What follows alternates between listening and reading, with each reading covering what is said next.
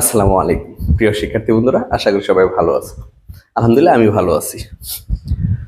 তোমাদের আজকে আমি গণসংখ্যা রেখা অঙ্কন শিখাবো, গুরুত্বপূর্ণ একটি অঙ্ক।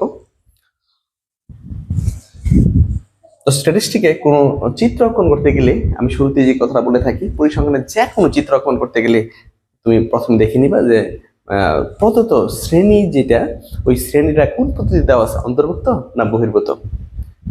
আর দ্বিতীয় কথা হচ্ছে শ্রেণী ব্যবধানটা কি, সমান না অসমান। খুবই জরুরি এই দুটো বিষয় দেখা। এই দুটো বিষয় না দেখে কেউ কখনোই স্ট্যাটিস্টিকের কোনো চিত্র অঙ্কন করবে না। তো আমি দেখে নিব অন্তর্ভুক্ত না বহির্ভূত। অন্তর্ভুক্ত বলতে আমরা কি বুঝি, যেমন ধরো 5 থেকে 10 দিয়ে 9 দিলাম, হ্যাঁ, 10 থেকে 14, 15 থেকে 19, আবার এখানে দিলাম 5 থেকে 10, 10 থেকে 20, 15, 15 থেকে 20। অন্তর্ভুক্ত শ্রেণী পদ্ধতিটা কি? যে শ্রেণী পদ্ধতিতে উপরের শ্রেণীর উচ্চ সীমা পরবর্তী শ্রেণীর নিম্ন সীমা হয়, যে শ্রেণী পদ্ধতিতে উপরের শ্রেণীর উচ্চ সীমা পরবর্তী শ্রেণীর নিম্ন সীমা হয় না, যে শ্রেণী পদ্ধতিতে উপরের শ্রেণীর উচ্চ সীমা পরবর্তী শ্রেণীর নিম্ন সীমা হয় না, তাকে অন্তর্ভুক্ত শ্রেণী পদ্ধতি বলে। উপরের শ্রেণীর উচ্চ সীমা হচ্ছে 9, পরবর্তী শ্রেণীর নিম্ন সীমা কত, 10। তাহলে উপরের শ্রেণীর উচ্চ সীমা পরবর্তী শ্রেণীর নিম্ন সীমা হয় নাই, সো এই পদ্ধতিটা হচ্ছে অন্তর্ভুক্ত শ্রেণী পদ্ধতি। যেমন আবার উপরের শ্রেণীর উচ্চ সীমা কত, 14, পরবর্তী শ্রেণীর নিম্ন সীমা কত, 15, অর্থাৎ উপরের শ্রেণীর উচ্চ সীমা পরবর্তী শ্রেণীর নিম্ন সীমা হয় নাই, তাই এই পদ্ধতি হচ্ছে অন্তর্ভুক্ত শ্রেণী পদ্ধতি। আর বহির্ভূত শ্রেণী পদ্ধতি হচ্ছে উপরের শ্রেণীর উচ্চ সীমা পরবর্তী শ্রেণীর নিম্ন সীমা হবে, উপরের শ্রেণীর উচ্চ সীমা পরবর্তী শ্রেণীর নিম্ন সীমা হবে। যে শ্রেণী পদ্ধতিতে উপরের শ্রেণীর উচ্চ সীমা পরবর্তী শ্রেণীর নিম্ন সীমা হয়, যে শ্রেণী পদ্ধতিতে উপরের শ্রেণীর উচ্চ সীমা পরবর্তী শ্রেণীর নিম্ন সীমা হয়, তাকে বহির্ভূত শ্রেণী পদ্ধতি বলে। আর যে শ্রেণী পদ্ধতিতে উপর শ্রেণী উচ্চ সীমা পরবর্তী শ্রেণী নিম্ন সীমা হয় না, তাকে অন্তর্ভুক্ত শ্রেণী পদ্ধতি বলে। এটা হচ্ছে তোমার অন্তর্ভুক্ত শ্রেণী পদ্ধতি, আর এই হচ্ছে তোমার বহির্ভূত শ্রেণী পদ্ধতি। বহির্ভূত শ্রেণী পদ্ধতি। তো প্রথম কাজ, প্রতিটা চিত্রের ক্ষেত্রে তুমি দেখে নিবা শ্রেণী পদ্ধতি অন্তর্ভুক্ত না বহির্ভূত। দেখি আমরা 20 থেকে 30, 30 থেকে 40, 40 থেকে 50, হ্যাঁ, এখানে শ্রেণী পদ্ধতি হচ্ছে বহির্ভূত, কারণ উপরের শ্রেণীর উচ্চ সীমা পরবর্তী শ্রেণীর নিম্ন সীমা হয়েছে, তাই না? উপরের শ্রেণীর উচ্চ সীমা পরবর্তী শ্রেণীর নিম্ন সীমা হয়েছে, তার মানে প্রদত্ত পাত্রে যে শ্রেণী পদ্ধতি দেওয়া আছে সেটা হচ্ছে বহির্ভূত শ্রেণী পদ্ধতি। দ্বিতীয় কথা, শ্রেণী ব্যবধান কি সমান না অসমান? এখানে 20 থেকে 30, 30 থেকে 40, 40 থেকে 50, 50 থেকে 60, 60 থেকে 70, 70 থেকে 80, অর্থাৎ সব জায়গায় শ্রেণী ব্যবধান 10। যদি সব জায়গায় শ্রেণী ব্যবধান 10, যেহেতু সব জায়গায় সমান, আর সব জায়গায় যদি সমান হয় তাহলে সেটা সমান শ্রেণী বিশিষ্ট হয়ে থাকে। আর সমান শ্রেণী বিশিষ্টের ক্ষেত্রে তোমাকে বাড়তি কোনো কলাম তৈরি করতে হয় না। কিন্তু অসমান যদি হয় তাহলে গণসংখ্যার ঘনত্ব লাগে। অসমান হলে কি, গণসংখ্যার ঘনত্ব লাগে। অসমান শ্রেণী ব্যবধান অসমান হলে অবশ্যই গণসংখ্যার ঘনত্ব লাগবে। আমার যেহেতু শ্রেণী ব্যবধান সমান, তার মানে গণসংখ্যার ঘনত্ব লাগতেছে না। আবার যদি শ্রেণী অন্তর্ভুক্ত পদ্ধতি থাকতো তাহলে অবশ্যই শ্রেণী সীমানা বের করে নিতাম। স্ট্যাটিস্টিকের সকল চিত্রে, পরিসংখ্যানের সকল চিত্রে যদি শ্রেণী অন্তর্ভুক্ত থাকে, শ্রেণী আছে আর শ্রেণী ব্যবধান অসমান, তাহলে গণসংখ্যার ঘনত্ব লাগবে। শ্রেণী আছে, শ্রেণী পদ্ধতি অন্তর্ভুক্ত, তাহলে অবশ্যই অবশ্যই তোমাকে শ্রেণীর সীমানা বের করতে হবে। এখানে দেখো শ্রেণী পদ্ধতি যদি অন্তর্ভুক্ত থাকতো তাহলে অবশ্যই আমরা শ্রেণীর সীমানা বের করে নিতাম। ওকে, তাহলে আমাদের এই চিত্রে দেখো শ্রেণী অন্তর্ভুক্ত না, বহির্ভূত, তার মানে শ্রেণী সীমানা লাগতেছে না। আবার এক চিত্রে শ্রেণী ব্যবধান কিন্তু সমান, যেটা সমান, তাহলে গণসংখ্যার ঘনত্ব লাগতেছে না। ওকে, এরপরের ধাপ কি? এরপর হচ্ছে আমরা কোন চিত্র আঁকতেছি ওটা একটু দেখবো। গণসংখ্যা রেখা আঁকতেছি, গণসংখ্যা রেখা, গণসংখ্যা রেখা। আর গণসংখ্যা রেখার জন্য বাড়তি কোনো কলাম লাগে না, তবে অনেক বইয়ে তোমাদের দেখবা শ্রেণীর মধ্যবিন্দু দেখাইছে, মধ্যবিন্দু আলাদা করে বের করে নিচ্ছে, কারণ গণসংখ্যা রেখাটা অঙ্কন করে আমরা শ্রেণীর মধ্যবিন্দুর বিপরীতে গণসংখ্যার মান দেখিয়ে। তো মধ্যবিন্দু নতুন করে সারণী তৈরি করে আলাদা করে না দেখাইলে হবে, দেখাইলে হবে। আমি দেখাচ্ছি না, তোমাদের কোনো অসুবিধা নেই। ওকে, তাহলে সমাধানে যাই আমরা।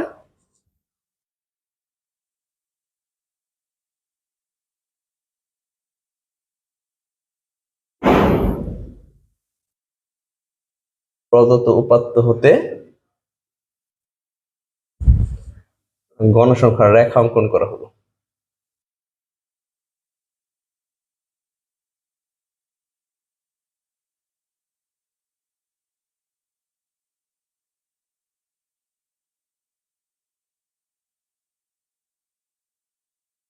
প্রদত্ত উপাত্ত হতে গণসংখ্যার রেখা অঙ্কন করা হলো।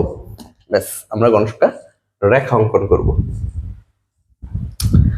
তো কিভাবে গণসংখ্যা রেখা অঙ্কন করব? গণসংখ্যা রেখা অঙ্কন করতে হয় শ্রেণী বা শ্রেণী সীমানার মধ্যবিন্দু বিপরীতে গণসংখ্যা মান দেখিয়ে। অর্থাৎ গণসংখ্যা বহুভুজ তোমরা যেভাবে অঙ্কন করছো ঠিক সেম একইভাবে, পার্থক্য হচ্ছে গণসংখ্যা রেখা আর গণসংখ্যা বহুভুজের মধ্যে গণসংখ্যা রেখা আঁকতে হয় মুক্ত হস্তে, আর গণসংখ্যা বহুভুজ অঙ্কন করতে হয় স্কেল ধরে ধরে। আমি দেখাচ্ছি। এই হচ্ছে একটা গ্রাফ পেপার নিলাম, ভূমি অক্ষ হচ্ছে এক্স অক্ষ, লম্ব অক্ষ হচ্ছে ওয়াই অক্ষ। গ্রাফ পেপারে তোমরা জানো যে এরকম এক ঘর থাকে, এটা বড় ঘর বলি আমরা। এই বড় ঘরের ভিতরে ছোট ছোট 5টা ঘর থাকে। বড় ঘরের ভিতরে ছোট কয়টা ঘর থাকে? ছোট 5টা ঘর থাকে। 1 2 3 এরকম 5টা ঘর থাকে। অর্থাৎ বড় এক ঘর সমান হচ্ছে ছোট 5 ঘর। এখন যদি এটা মান যদি তোমার 5 হয়, বড় এক ঘরের মান 5 হয়, তাহলে ছোট একের মান কত? এই 5 কে শুধু 5 দিয়ে ভাগ করে দেবো, তাহলে 1 পাবো আমরা, তাই না? বড় একের মান যদি 50 হয়, তাহলে ছোট একের মান কত? এই 50 কে 5 দিয়ে ভাগ করে দেবো, কত পাবো? 10। অর্থাৎ তুমি এখানে যাই বসা বড় একের সমান তাকে 5 দিয়ে ভাগ করে দেবো, তাহলে ছোট একের মান পেয়ে যাবা। ঠিক আছে? ওকে, যদি আমরা এখানে 500 বসাই আর 5 দিয়ে যদি ভাগ করি, তাহলে আমার কত হবে? এখানে 100 হবে। ব্যাস। আর স্ট্যাটিস্টিকের সকল চিত্রে, পরিসংখ্যানের সকল চিত্রে ভূমিকা থাকবে শ্রেণী, শ্রেণী সীমানা অথবা সময় বা বছর। পরিসংখ্যান জগতের সকল চিত্রে এগুলো আয়তরেখা, গণসংখ্যা, গণসংখ্যা বহুভুজ, এই জাতীয় যত চিত্র আছে, যে সকল চিত্রে শ্রেণী আছে অথবা সময় আছে, শ্রেণী আর সময় থাকে অক্ষে, শ্রেণী অথবা সময়, শ্রেণী সীমানা সময় এগুলো থাকে সময় বা বছর, এগুলো থাকে ভূমি অক্ষে। আর লম্ব অক্ষে থাকে গণসংখ্যা সম্পর্কিত যেগুলো আছে, যেমন গণসংখ্যা রেখা, গণসংখ্যা, গণসংখ্যার ঘনত্ব, ক্রমবর্ধিত গণসংখ্যা এবং বিভিন্ন চলক, আয় ব্যয়, দাম ইত্যাদি থাকে লম্ব অক্ষে। আর ভূমি অক্ষে থাকে কি? সময় বা শ্রেণী বা শ্রেণী সীমানা, লম্ব অক্ষে থাকে গণসংখ্যা, জাতীয় যা আছে সব অথবা চলক।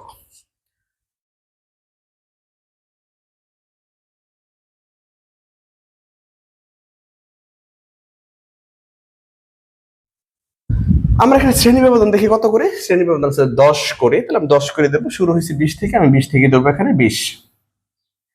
হ্যাঁ, 20 থেকে আমি লিখবো এখন 30, তারপর লিখবো 40, তারপর লিখবো 50,